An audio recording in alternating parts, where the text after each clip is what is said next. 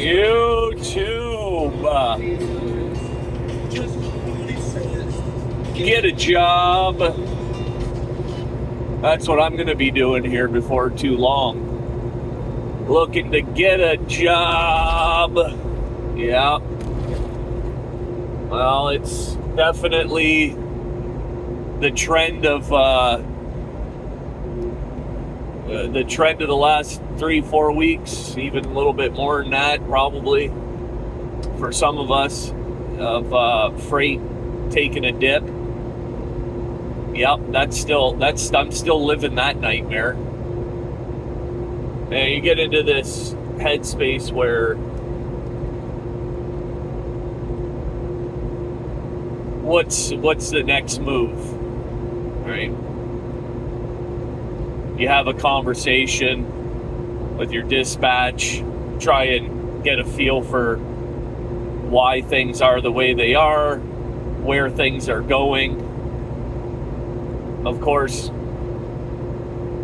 nobody has the ability to see the future.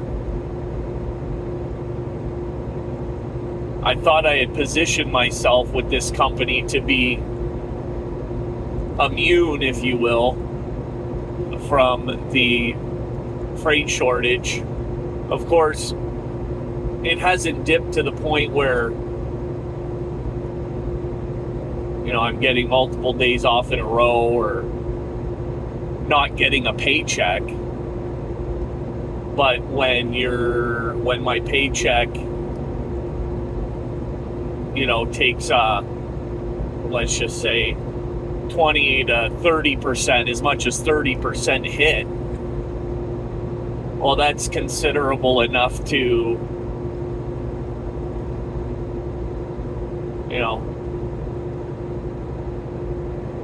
trigger a response. So here we are. I've got to deliver this reload for 7 a.m. It's 5:50. I don't have a load yet for today, no pre-plan. And so I'm going over, once I get this off, I'll call in and see what's going on. And it being Tuesday, if they tell me that there's nothing and to go home, well, that's going to be that's unacceptable. That's unacceptable to me. Now, I could see if the whole fleet or 50% of the fleet is at home on Tuesday.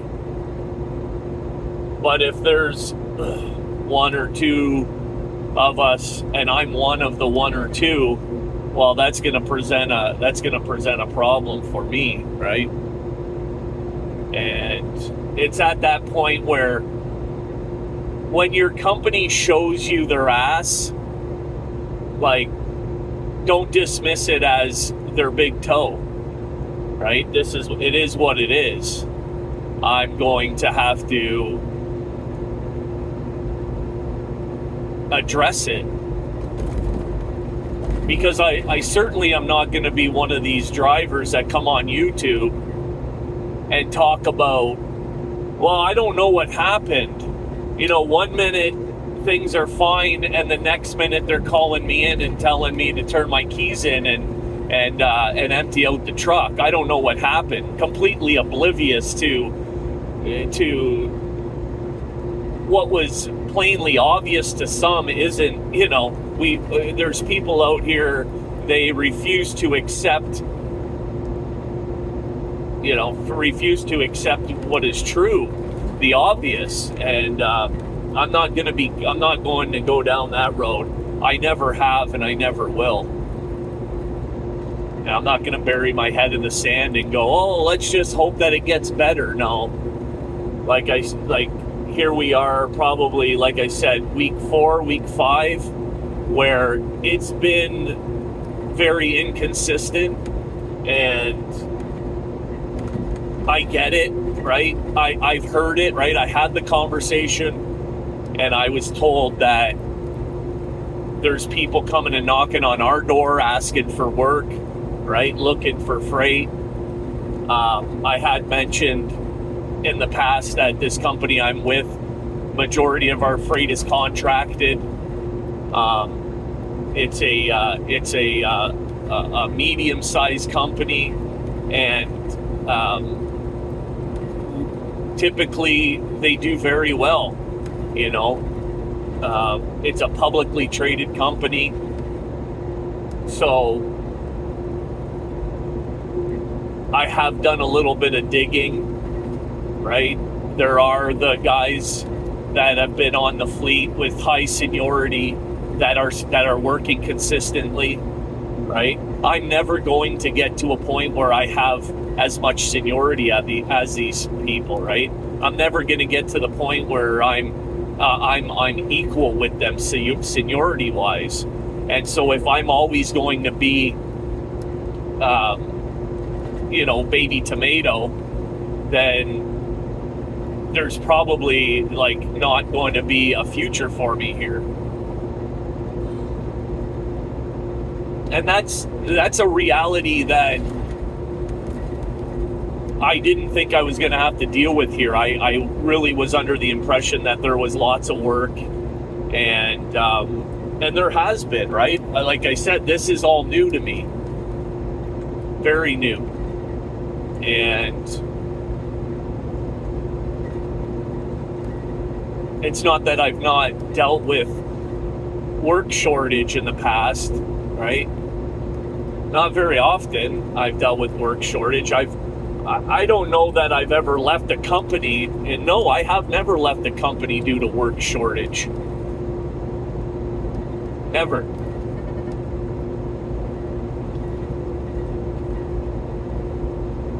But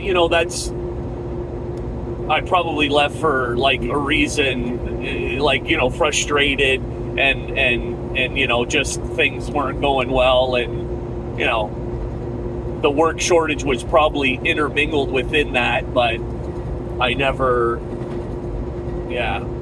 so here we are, right? And I'm bent about it. I mean, I'm not, it's stressful because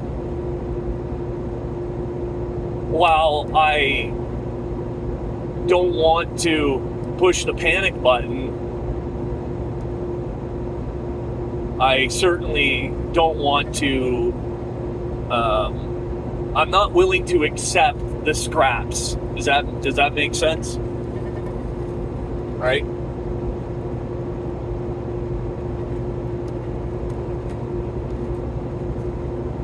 I'm not going to accept the scraps. I am good at what I do. I do it consistently. I do it efficiently. I do it safely. And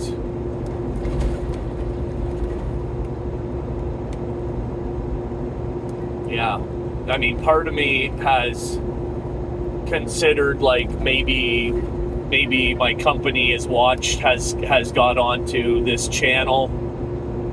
I doubt it. It's not. I've never come out and said where I work, but there is that thought of like, well, maybe, they don't like the channel, and because it's all kind of happened as the channel kind of, took off, and obviously I'm a tiny channel, but it went from like 100 subs to over 400 within a couple weeks, and when that happened, that's when, shortly after that happened is when the work shortage started, right? And like I said, they have come out and told me straight up that there's a work, and I know there's a work shortage. I know there's a freight shortage across the board. I know that it's I know that the trucking industry is broken. I understand that things aren't good, right? But I also know that there are other drivers within the flatbed division that are that are still getting consistent. You know, they're not getting a day off on Tuesday. Let's put it that way.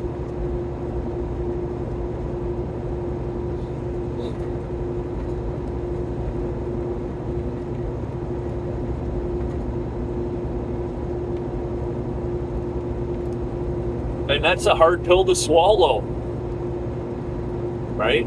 It's a hard pill to swallow. We all do the same job. We have a variety of trailers, right? At this company, we don't just do exclusively tandem axle flatbed work, right? We have a variety, everything from RGN, double drop, curtain side, multi-axle, float work. We do it all, and the majority of us, I would say 90% of us, can jump onto any kit within the fleet and go get the job done. But with that being said, every time they put a driver on a kit that is going to be, RGN, double drop, anything permitted, anything oversized, all that's big money in this company, right? Big money. You're talking like anywhere from, as a company driver, a minimum of a $700 day when you get onto a permit load. Here you go. You already know you're getting, you're going to make like 700, right up to like $1,200 a day if it's tarped. Like an oversized tarp job at this company pays $300, right? So,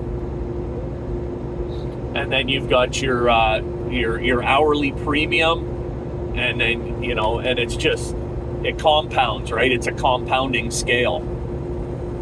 And well, I can tell you right now, I can't remember the last time I was on an oversize. It's been, it was the winter for sure. And I'm okay with that side of things. If you got to keep the big dogs fed, so to speak, like let's put it, so I'll put it in perspective. If I had a couple of the guys in this fleet have over a decade of seniority at this company, right? Now that's a long time to be at a company. So, but if I was one of these guys, and then there's probably about 10 guys that have like 4, 5, 6, 7 years. So if I put that in perspective and I say, hey, if I was one of those guys with say 5, 6 years, or one of those guys that had over a decade in the company, I would expect in a freight shortage situation that I'm going to be fed, right? And that the guy that's been here 2 years, he's going to be at home, right? And I mean, that just makes sense. I would expect that. I would not expect to be getting the high-paying, high-value loads during this time, but